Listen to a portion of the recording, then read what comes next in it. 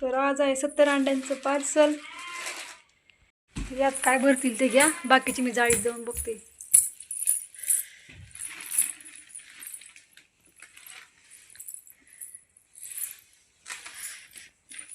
व्हिडिओला 1-2 लोकांची कमेंट्स होती की तुम्ही किती रुपयाला अंडे विकतात, तर आम्ही 10 रुपयाला विकतो. तुमच्याकडे किती रुपयाला विकतात ते पण नक्की कमेंट्स करून सांगा. जर 50 अंड्यापेक्षा जर जास्त अंडे असतील तरच आम्ही पार्सल करतो, म्हणजे ऑन स्पॉट आम्ही नेऊन देतो. त्यापेक्षा जर कमी असेल तर मग तुम्हाला घरी येऊन घेऊन जावे लागतील. तर ही आमची गावरान गाय. जुनी लोक म्हणतात की नाही का, दारात एक तरी गावरान गाय असावी, म्हणजे गाईचं गोमूत्र, गावरान गाईचं गोमूत्र दारात पडलेलं चांगलं असतं. तर आमच्याकडं तरी सध्या एकच गावरान गाय आहे. तुम्हाला मी सांगते, गावरान गाईचं दूध, म्हशीचं दूध आणि जर्सी गाईचं दूध या तिघांच्या चहाच्या टेस्टमध्ये खूप जास्त फरक आहे. खूप. गाय आणि म्हशीपेक्षा ना गावरान गाईच्या दुधाचा चहा खरंच खूप छान लागतो.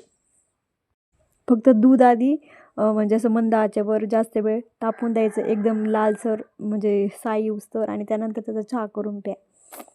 खूप भारी लागतो. ही आमची एक म्हैस. मागे एक मी व्हिडिओ शूट केला होता की आमची पहिल्या म्हैस काय दूध काढू दे ना, तर ती आता दूध काढू देते. तिला आता सवय झाली आहे. मी पहिल्या वेळेस वेल्यानंतर खूप म्हणजे हे केलं आहे, काढूच नव्हतं देत ती दूध. तर ही आमची म्हैस. तर ही कुठल्या जातीची म्हैस आहे काय माहिती, तुम्हाला ओळखू येत असेल तर सांगा कमेंट्स करून. ही आम्ही घरचीच म्हैस आहे आमची.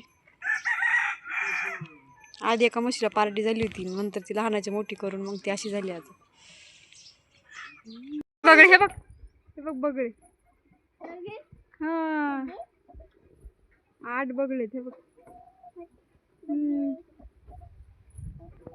हे बघ बघ बघळे.